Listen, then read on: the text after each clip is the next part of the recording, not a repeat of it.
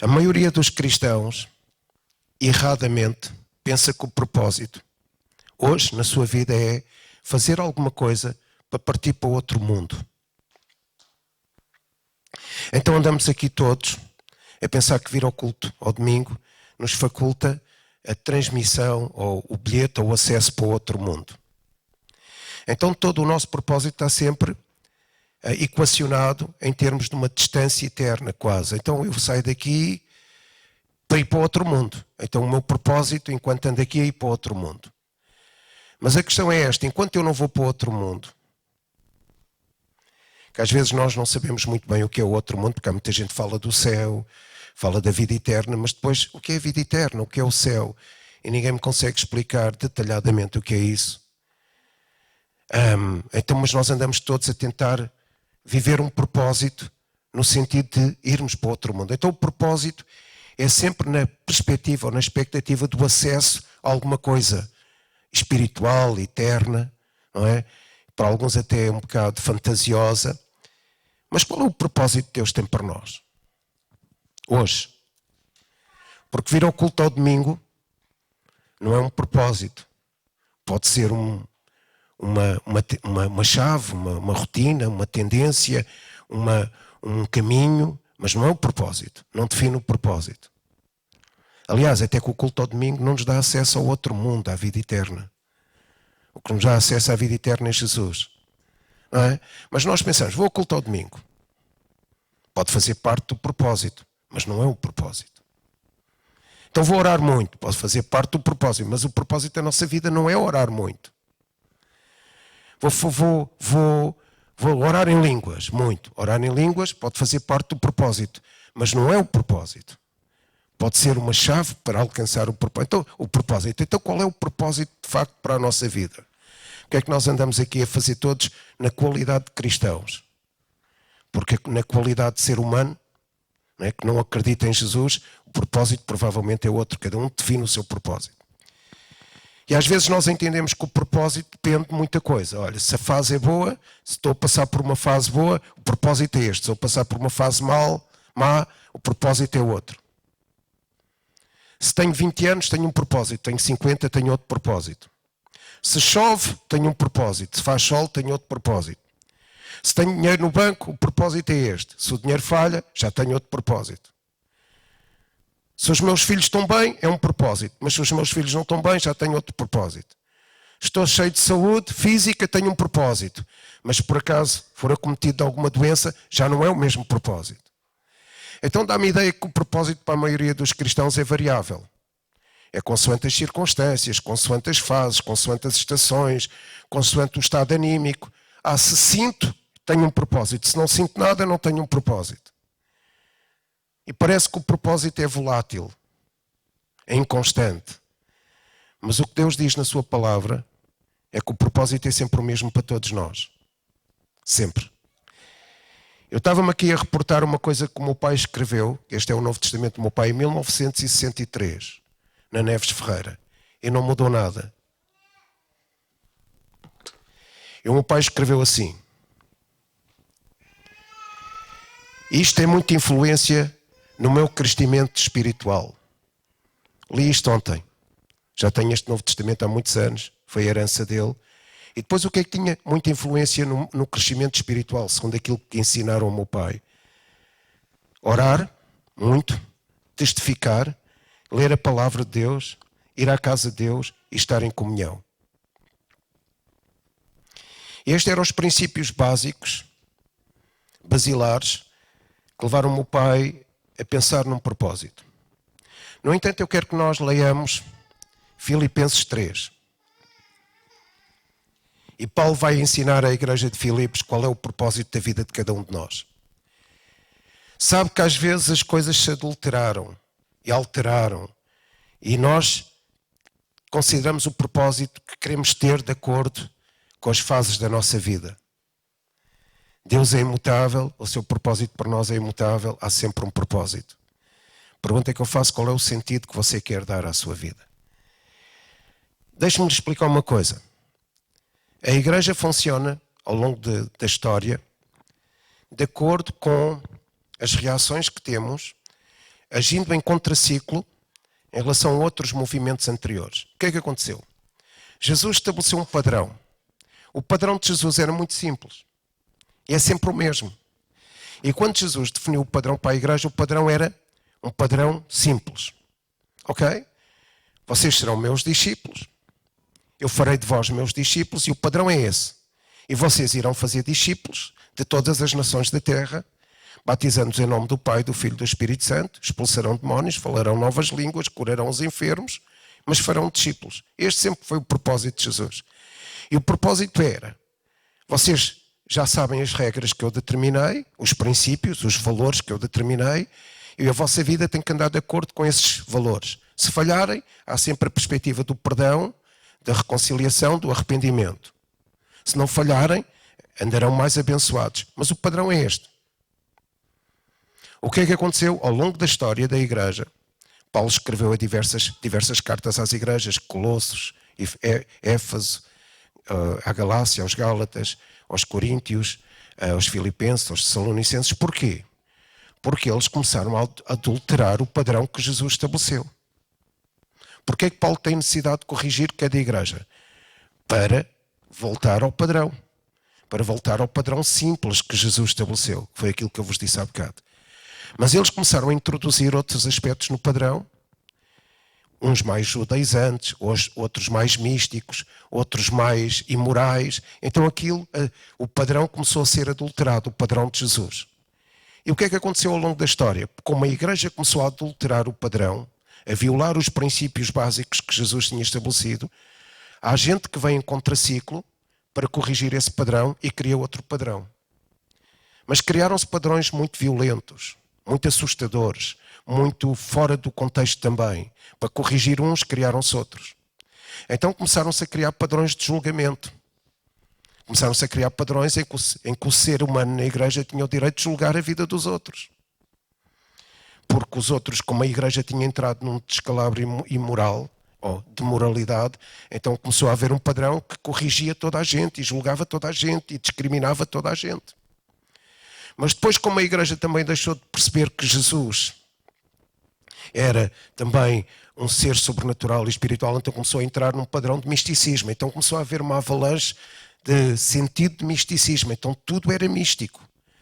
Então já ninguém era quase humano. Já ninguém tocava no chão. E assim sucessivamente, um padrão vinha para corrigir o outro. Mas nunca nenhum padrão conseguiu, nenhum padrão rigoroso ou excessivo ou exagerado conseguiu pôr na prática aquilo que Jesus estabeleceu. Mas nós gostamos desses padrões excessivos, exagerados. Nós gostamos disso. Nós gostamos disso, fora do contexto, fora do plano de Deus. Então, muitas vezes, os homens e a igreja fugiram do propósito real de Deus para as suas vidas. E os irmãos perguntam qual é o propósito de Deus para a minha vida. Um imagina um propósito, outro imagina outro pensa, um propósito para a minha vida é partir daqui estar eternamente com Jesus. Ok, é uma perspectiva. Outros dizem, não, o propósito da minha vida é comer e beber e ir à igreja de vez em quando. Outros dizem, o propósito da minha vida é ter um grande curso, ter um grande emprego, ganhar muito dinheiro, ser bem sucedido na sociedade. Mas o propósito que Jesus definiu não passa por isso. E Paulo vai mostrar qual é o propósito que Deus tem para cada um de nós. E quando ele escreve à igreja de Filipos, não tem mal nenhum ser bem sucedido, não tem mal nenhum ter um curso, não tem mal nenhum ter um bom emprego, não tem mal nenhum comer e beber bem, não tem mal nenhum. Mas também não tem mal nenhum ser pobre. Mas também não tem mal nenhum passar fome. Mas também não tem mal nenhum não ter um doutoramento, uma licenciatura. Não tem mal nenhum. Qual é o propósito para nós? Qual é o verdadeiro propósito de Jesus para nós? Qual é o sentido que nós queremos dar à nossa vida? Pensem nisso. Eu vou ler o que Paulo escreve aqui. Filipenses 3:8. E na verdade, tenho também por perda todas as coisas. Paulo diz que tem por perda o quê? Todas as coisas. Pela excelência do conhecimento de Cristo Jesus, meu Senhor. Eu já explico este termo, meu Senhor. Pelo qual sofri perda de todas estas coisas e as considero como esterco para que possa ganhar a Cristo. E seja achado nele, não tendo a minha justiça que vem da lei.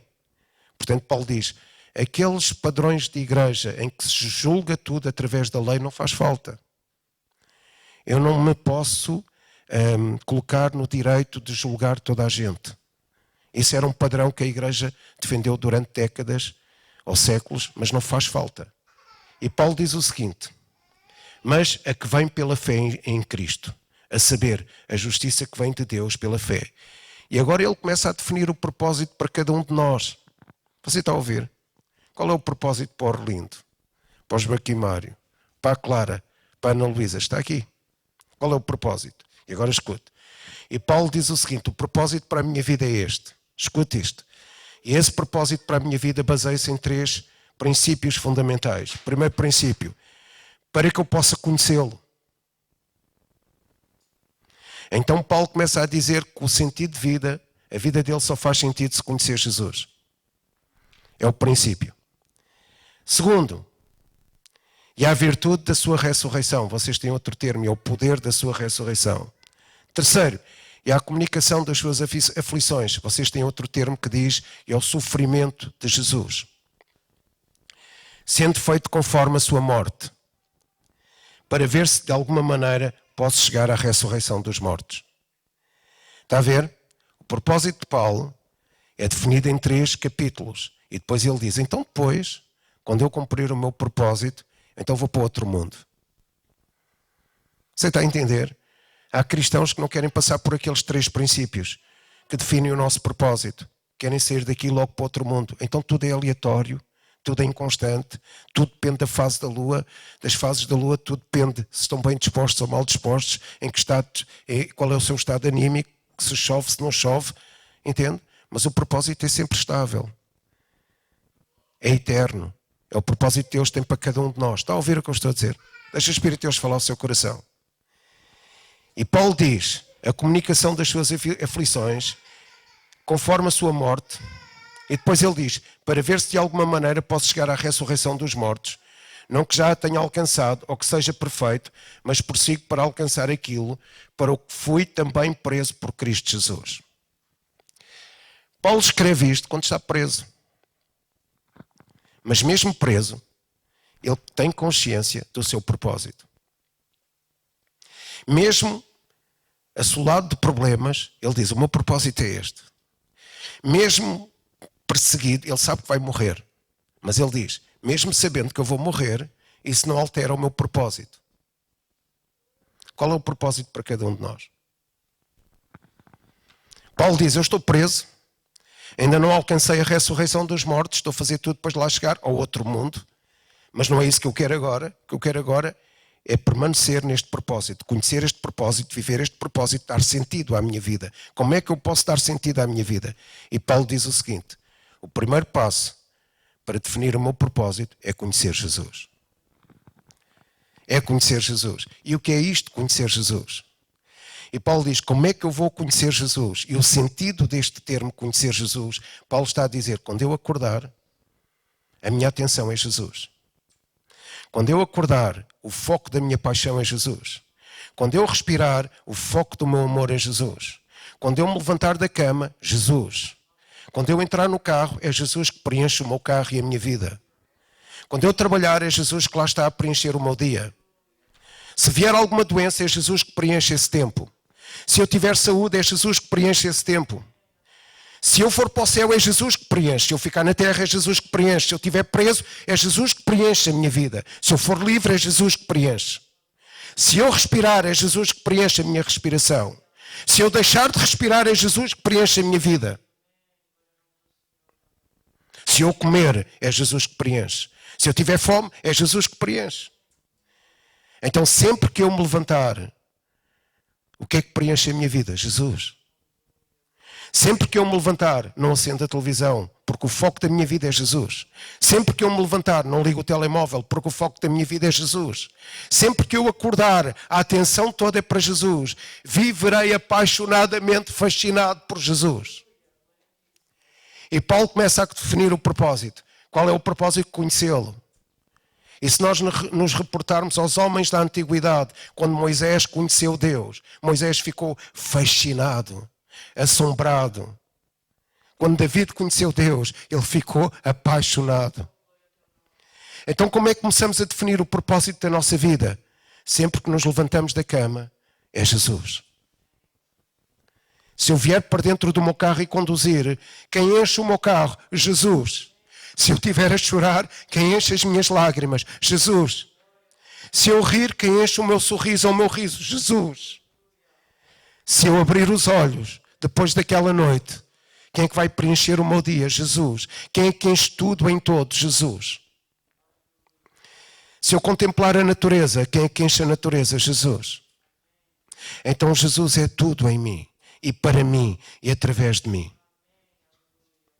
Então o que é que Paulo está a dizer? Se eu quero saber qual é o propósito para a minha vida, tudo começa por conhecer Jesus. Estar apaixonadamente fascinado por Jesus. Ser entusiasmado por Jesus. Pensar em Jesus. Focar-me em Jesus. Dar toda a atenção em Jesus. Jesus é o centro. É o foco da minha vida. Se eu pecar, quem é que enche esse tempo? Jesus. Porque se eu pecar e Jesus não encher esse tempo, eu não vou ter consciência de que pequei, eu vou continuar a pecar até me perder. Então eu preciso de Jesus. Quando eu peco, eu preciso de Jesus. Quando eu não peco. Quando eu estou cheio de saúde física, quem enche o meu corpo? Jesus. Mas quando eu estou doente, quem enche o meu corpo? Jesus. Porque eu preciso dele para manter a saúde. Eu preciso dele para ser curado. Então Jesus preenche toda a minha vida. E Paulo começa por dizer, vocês querem saber qual é o propósito da minha vida? Quando eu estou nesta prisão à beira de ser morto, eu conheço Jesus. Se me levarem agora para me matarem, Jesus preenche a minha morte. Mas se eu continuar vivo, Jesus preenche a minha vida. É o que Paulo está a dizer, conhecê-lo. Conhecê-lo amorosamente, conhecê-lo intensamente, conhecê-lo fascinadamente, conhecê-lo apaixonadamente. E se Paulo estivesse aqui, dir-nos-ia, quando tu te levantares da cama, o foco da tua vida é Jesus. Quando tu te deitares, a hora que deitares, o foco da tua vida é Jesus. Se for verão, Jesus. Se for inverno, Jesus. Se as estações mudarem, Jesus. Se muita gente morrer com Covid, ou por causa do Covid, Jesus continua a ser a atenção da minha vida. O foco da minha vida. Apaixonadamente fascinado por Jesus. É esse que define o propósito da nossa vida. E Paulo começa a dizer, então o propósito para a minha vida é Jesus. Conhecer Jesus. Conhecer apaixonadamente Jesus. Ficar fascinado por Ele. Não sei se estão a entender. Quando respiro é Jesus. Quando vou às compras é Jesus. Quem enche o tempo no supermercado quando vou às compras? Jesus. Tudo em Jesus. Focado em Jesus. Alimentado por Jesus. Quando vem uma crise na minha vida, quem é o foco da minha vida? Jesus. Mas quando tudo está bem, Jesus. Então Paulo está a dizer, vocês querem conhecer o vosso propósito. O propósito da vossa vida, o propósito para cada um, que é igual para todos, Jesus. E depois ele diz assim, mas também para experimentar o poder da ressurreição. Então Paulo diz, o propósito da minha vida está focado em dois aspectos. Em três, mas agora dois. Deixem-me explicar o segundo. Qual é o segundo? Experimentar o poder da ressurreição. Amém. E vocês estão todos a pensar, poder da ressurreição, dunamis, o poder sobrenatural, explosivo de Deus na vida de Paulo. Vocês estão todos a pensar, poder da ressurreição, expulsar demónios, curar os enfermos, fazer milagres. O poder da ressurreição, ressuscitar os mortos. Mas eu gostava que vocês estendessem este pensamento para outro sentido também. Claro que é ressuscitar os mortos. Claro que é expulsar demónios. Claro que é curar os enfermos. Claro que é ter tempos sobrenaturais com o Espírito Santo. O poder da ressurreição. Ressurreição, o poder da vida de Jesus. Mas eu gostaria que vocês concebessem a ideia, o poder da vida, qual vida? A vida de Jesus que me torna igual à vida dele. Como? Mais amável, mais benigno, mais bondoso, mais amoroso, mais gentil, mais santo, mais sincero, mais verdadeiro, mais honesto, mais puro. E Paulo diz, eu quero experimentar o poder da vida de Jesus. E toda a gente pensa, eu quero experimentar o poder. Eu digo, eu quero experimentar a cura da minha alma. Pelo poder da vida de Jesus, que é transferida para mim. Porquê? Porque a vida na minha alma, a cura do poder da vida de Jesus na minha alma, transforma-me numa pessoa melhor. Mais bondosa, menos maldizente, menos cruel, mais amorosa, mais gentil, mais sincera, mais honesta, não mentirosa. E Paulo está a dizer, então eu quero experimentar o poder da ressurreição. Então qual é o propósito para a vida de cada um de nós? Sair deste espaço e conhecer Jesus. Neste espaço, conhecer Jesus. Dentro do culto ao domingo, conhecer Jesus. Fora do culto ao domingo, estar apaixonadamente fascinado por Jesus. Assombrado por Jesus. Cheio de Jesus. Em cada momento da minha vida. Para quê? Para que por causa disso eu possa chegar ao ponto de Ele transferir vida para mim e me tornar numa pessoa mais gentil, mais amorosa, mais sincera, mais amigo, mais amável, mais gentil, mais benigno, mais bondoso, mais puro, mais santo, mais honesto. Então esqueça o poder de fazer milagres agora. Sabe porquê? Pode pensar até no poder de fazer milagres. Ou no poder de curar os enfermos.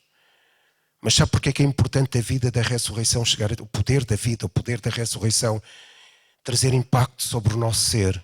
Porque é Ele que cura a nossa alma com as virtudes de Jesus. E sabe porquê?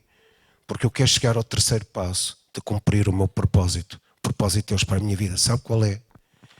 E a Bíblia diz, e comunicar o sofrimento, as aflições, e poder participar, experimentar o poder, conhecer Jesus fascinadamente, para que possa experimentar o poder da vida que me transforma e me torna numa pessoa diferente, para que eu possa experimentar ou participar nos sofrimentos de Cristo. O que é isso, participar no sofrimento de Cristo?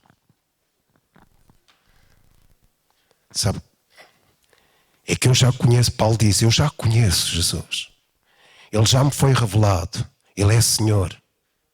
Escute bem, Ele é Senhor. Ele já me foi revelado. Eu já o conheço. Eu o conheço fascinadamente. Eu o conheço apaixonadamente, ao ponto de ser transfigurado pela sua vida, poder da sua ressurreição.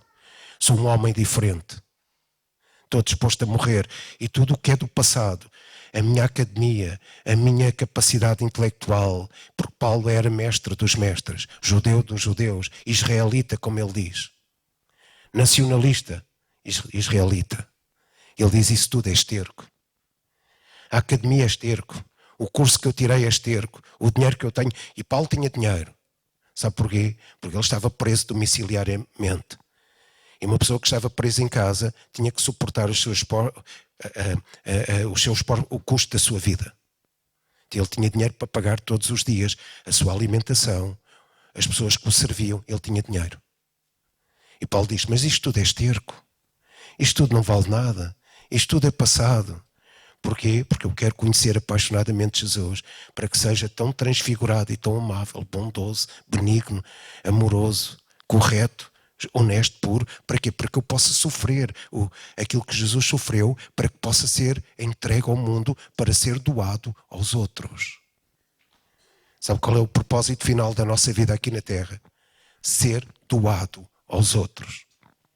E esta é a dificuldade da maioria dos cristãos. Ser doado aos outros. Sofrer como Cristo sofreu por amor dos outros. Sabe qual é a coisa mais diabólica na vida de um cristão? Escute isto. A coisa mais diabólica na vida de um cristão é pensar que para além dele não há mais ninguém. É pensar que para além dele não há ninguém mais importante do que ele. A coisa mais diabólica na vida de um cristão é pensar que só ele é o centro. A coisa mais diabólica na vida de um cristão é pensar que os outros não interessam e que só ele é que é importante. Mas Paulo diz, querem saber qual é o propósito da minha vida? Estar apaixonado por Jesus todos os dias. Sempre que acordo, Jesus é a minha vida. Apaixonado pelo poder da sua ressurreição que transfigura a minha alma e me cura no meu interior de todos os traumas, dos fantasmas, de todos os pesadelos do meu passado, para que eu me torne um homem benigno, bondoso. Para quê? Para que eu possa sofrer e dar a minha vida pelos outros. Deixa o Espírito Santo falar ao seu coração. Então sabe qual é o propósito da sua vida aqui na Terra? Sofrer o mesmo que Jesus sofreu, para ser entregue ao mundo, para doar a sua vida aos outros.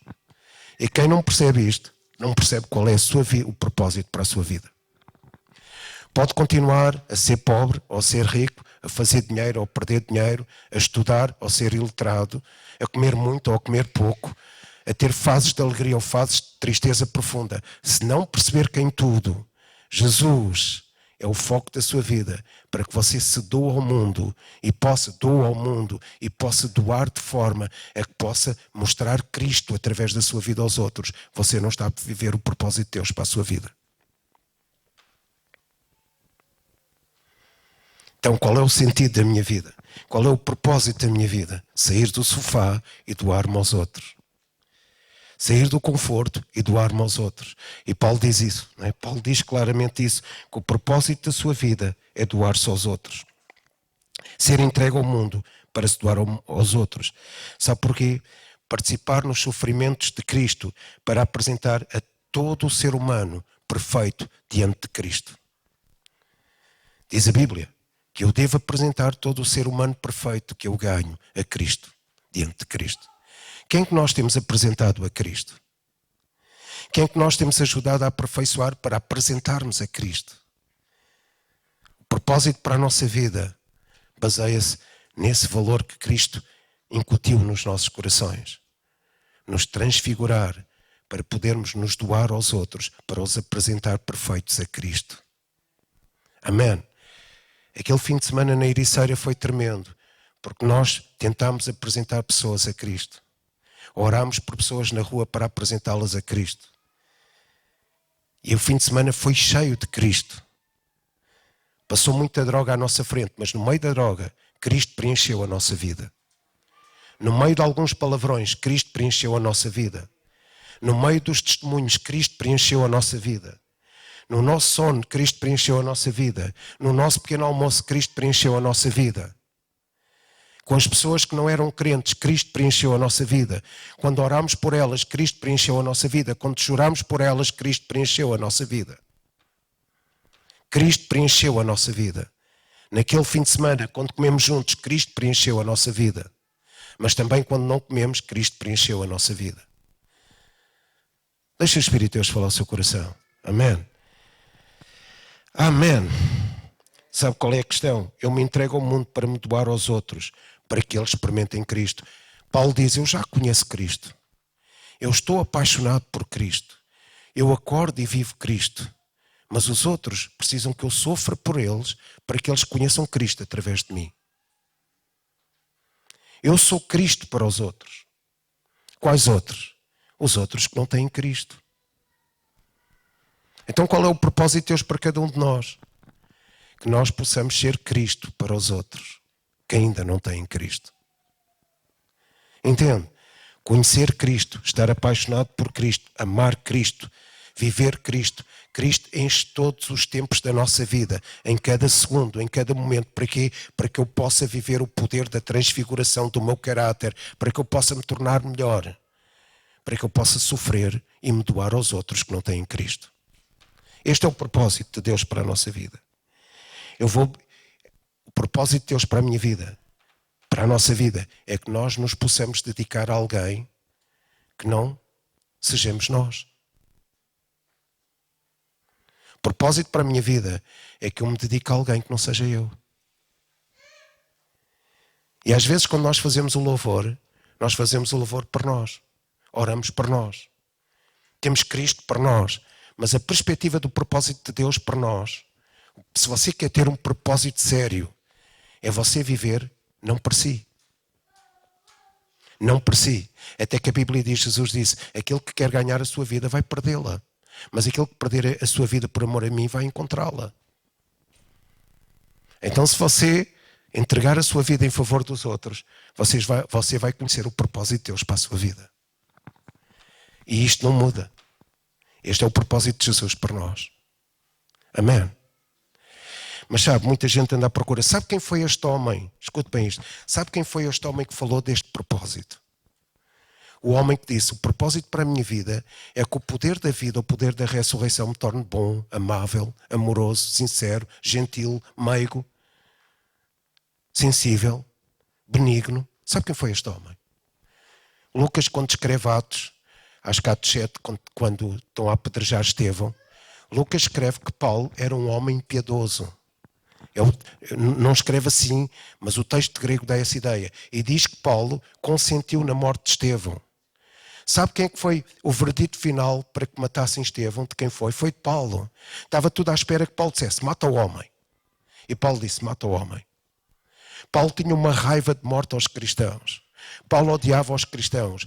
Paulo destilava ódio pelos cristãos. Sabe o que é que a Bíblia diz? O termo é que ele mandava arrastar as pessoas pela rua. Homens, mulheres e crianças. Crianças de 2 anos eram arrastados pela calçada. O sangue ficava na calçada. Homens eram arrastados. E Paulo consentia nisso e até arrastava as pessoas pela rua. E quando a Bíblia diz que Paulo tinha um ódio, lá em Atos, Paulo tinha um ódio aos cristãos, a palavra diz que Paulo era como, escute bem isto, que é a palavra em grego, escute. Paulo era como um porco raivoso. A Bíblia diz, Paulo era como um porco raivoso. E reporta-se à imagem de um javali quando é ferido que destrói tudo. E Paulo era um homem que queria destruir o cristão, destruía famílias inteiras de cristãos, mandava aprisionar e matar cristãos. E quando acusaram Paulo, Paulo chega a Timóteo, na carta a Timóteo, Paulo diz, olha, sabem quem eu era? Escute bem isto. Sabem quem eu era? Eu era um blasfemo.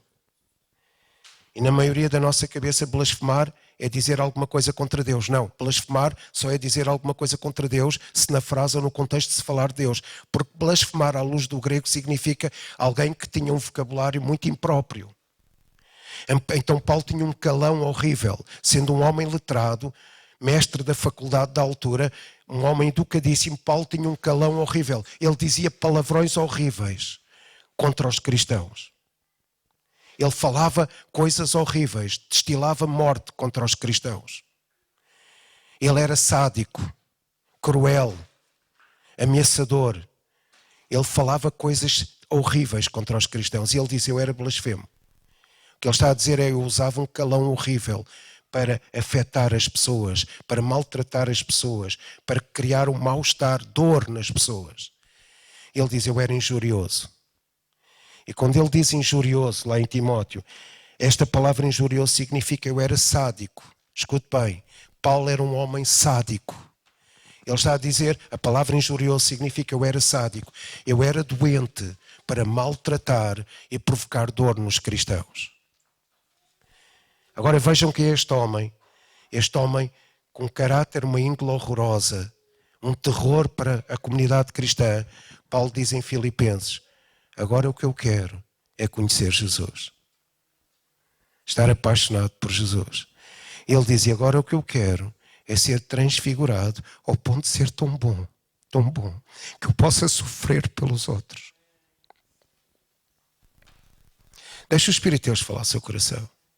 Sabe qual é o propósito da vida? É ser transfigurado pelo poder da ressurreição na sua alma, para poder ser benigno e bondoso para os outros que não têm Jesus. Este é o propósito para a nossa vida. E Paulo diz, eu era um homem horroroso. Mas sabe, quando Paulo vai a caminho de Damasco, para perseguir os cristãos, escute isto, vou interpretar isto à luz do grego, do sentimento grego, do texto grego. Paulo ia a caminho de Damasco. Jesus aparece-lhe numa visão. Ele cai do cavalo. E ele diz o seguinte, Senhor, escute, só é transfigurado em quem Jesus é o Senhor em tudo na sua vida. Escute, só é transfigurado quando Jesus é o Senhor pleno da sua vida. E Paulo diz Senhor. Sabe o que quer dizer esta palavra Senhor? Kurios. Significa, tu és o Senhor que governa a minha vida. E Paulo tinha acabado de se converter. E escute isto. E a Bíblia diz que Paulo tremeu lá no chão. Paulo tremeu compulsivamente. Sabe o que isto quer dizer em grego? Paulo teve convulsões físicas e emocionais. Paulo teve convulsões visíveis. Houve uma transfiguração daquele homem naquele dia. Convulsões. Ele deixou todo o pecado, todo o vício, toda a amargura, todo o sentimento errado. Ele teve convulsões na sua alma, e convulsões na sua mente e convulsões no seu corpo. Ele sofreu ali quando Jesus lhe apareceu. E sofreu uma transfiguração completa, ao ponto de ele dizer, pois eu era um cão raivoso, eu era um sádico, eu me alegrava com a dor dos outros, mas hoje o poder da ressurreição me transformou para que eu sofra em favor dos outros. Qual é o propósito para a sua vida? Fora disto, não há outro propósito. Você pode escolher o propósito que quiser. Há pessoas que dizem, olha, o propósito para a minha vida agora é servir a Deus porque está sol. Amanhã já não sirvo porque está chuva. Hoje vou servir porque corre tudo bem com a minha família. Amanhã já não corre tudo bem, já não sirvo. Hoje almoço bem, Deus está comigo.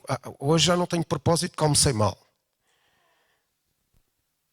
Hoje tenho aqui um problema grave, já não tenho propósito. Agora já tenho propósito, está tudo a correr bem. Olha, agora é a fase do quarto minguante da lua, vai tudo correr bem. Amanhã é lua cheia, já corre tudo mal. E há pessoas que nem se interessam por ter propósito. Há umas que ainda têm um propósito de vez em quando. Eu vou ajudar os outros se a lua estiver lá bem visível. Olha, não vejo a lua, há um eclipse, já não ajudo ninguém. E o nosso propósito muda de acordo com as estações, com as fases, com as circunstâncias, com o estado anímico. Mas o propósito de Deus para a nossa vida não muda, sempre o mesmo. E há pessoas que nem querem saber disso. Quero lá saber qual é o propósito de Deus para a minha vida. Eu vou à igreja para ver se encontro uma forma de me projetar para o outro mundo, para o céu, para a vida eterna. Mas enquanto cá anda, Deus não mudou o propósito para as nossas vidas. Deus não alterou nada em Cristo. O propósito em Cristo é conhecê-lo apaixonadamente, fascinadamente apaixonado por Ele em qualquer segundo da minha vida, para que eu possa ser transfigurado e melhorado pelo poder da ressurreição, pela vida de Cristo incutida em mim, para que eu possa sofrer o mesmo que Jesus sofreu, para poder alcançar os outros a quem eu me vou doar. Porque os outros, escute isto, os outros que não são salvos são muito mais importantes do que eu. Para Jesus, os outros que não são salvos são muito mais importantes do que cada um de nós. Quem é que é Cristo para os outros? Nós, com Cristo visível, através do amor para eles. Eu vou terminar com contar-lhe uma história, uma parábola. Mandaram esta semana. Uma parábola simples. Uma parábola simples. Escute, uma parábola moderna e simples. Mandaram-me esta semana. Há um rico que está à janela da sua mansão. Ele vê um pobre a comer do lixo. E ele diz assim, graças a Deus que eu não sou pobre. Graças a Deus que eu tenho uma mesa farta e graças a Deus que eu não preciso de ir ao lixo comer. E o pobre está lá no lixo e vê uma pessoa que fala sozinha que parece louco. E o pobre diz o seguinte, graças a Deus que eu sou pobre, ainda posso comer no lixo, mas graças a Deus que eu não falo sozinho como aquele louco.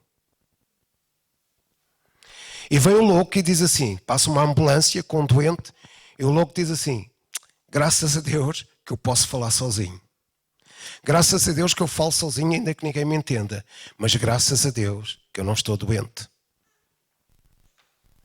E o doente chega ao hospital numa maca e vê alguém que acabou de morrer.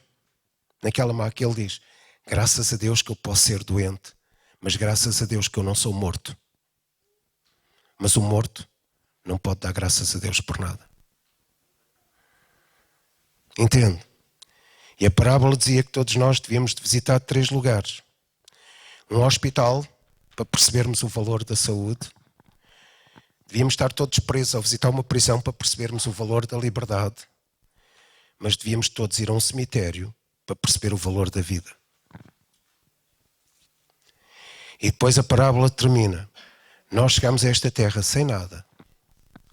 Iremos partir desta terra sem nada. E a única coisa que Deus nos faculta para toda a vida, e é isso que nos leva ao outro mundo, é um propósito. E o propósito, segundo Paulo, é definido por 3 coisas. Eu vou terminar. Amar a Deus, conhecê-lo, estar fascinadamente apaixonado por Ele em cada segundo da minha vida. Segundo, viver a vida da ressurreição em mim, ao ponto de eu ser transfigurado, melhorado, para me tornar mais amável, mais amoroso, mais santo, mais puro, mais bom, mais benigno, mais cordial, mais sensível, mais gentil, mais meigo, mais puro, mais honesto, mais sincero. Mas também poder orar pelos outros e eles serem curados e expulsar demónios e ter uma vida espiritual. Para quê? Para ser tão transfigurado como Paulo foi, ao ponto de poder ser entregue ao mundo e sofrer para me poder doar aos outros. Ou seja, considerar os outros superiores a mim mesmo, quais? Aqueles que não têm Jesus. Dar a minha vida por amor daqueles que não conhecem Jesus. Sabe porquê? Porque o propósito da nossa vida é que cada um de nós seja as mãos que curam os outros, a voz que guia os outros, o corpo que aquece os outros e consola os outros, a verdade que guia os outros a Cristo, as palavras que podem orar pelos outros e curá-los. Nós somos o abraço que cuida dos outros. E este é o propósito de Deus para cada cristão. E quando um cristão pensa que para além dele não há mais ninguém, isso é diabólico. Quando um cristão pensa, sou eu, tudo eu, isso é diabólico. Que isso é o que perfilha a ideia de Satanás. Sou eu. Então quer um propósito para a sua vida? Quer dar um sentido à sua vida? Apaixone-se por conhecer Jesus. Conheça-o apaixonadamente. Seja fascinado por Ele. Seja transformado no seu caráter em termos de bondade, a bondade de Deus em si, para tocar os outros e possa sofrer em função dos outros. Eu disse isto esta manhã e vou dizer-vos. Se eu tivesse que morrer, digo isto, Deus está-me a ouvir, digo isto com toda a propriedade, se eu tivesse que morrer para mudar alguma coisa nesta sociedade, eu morria. Se eu tivesse que morrer para que esta geração se voltasse para Jesus, eu morria. Se eu tivesse que morrer para que tudo mudasse, eu morreria.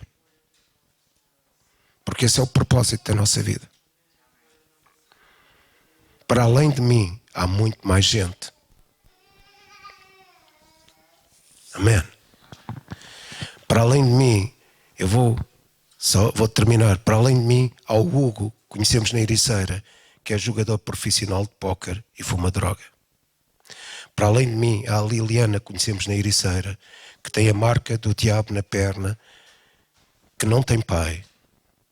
Para além de mim, há a Kate, que é ucraniana, que eu não percebi muito bem o que ela fez, nem o que ela faz na Ericeira, que vive junto com o Zé, que é skater. Para além de mim, há a Sara, que é brasileira e casou com um senhor que estava para se matar à beira de um divórcio e hoje são cristãos. Para além de mim, há aqueles jovens todos que estavam junto ao fogareiro a fumar ganzas. Para além de mim, há aqueles jovens todos perdidos que estavam ali naquele espaço. Para além de mim, há aqueles jovens todos que estavam meio alucinados, que precisavam de ouvir falar de Jesus. Para além de mim, há gente que merece que eu dê a minha vida por eles. Qual é o propósito para a nossa vida? Cada um define o seu propósito. Mas o que eu leio aqui é só um. Estar apaixonado e fascinado por Jesus. Ser transformado pelo poder da vida de Jesus em mim. E sofrer aquilo que Jesus sofreu para ser entregue ao mundo e me poder doar àqueles que não têm Cristo. O resto é o propósito que cada um quer definir.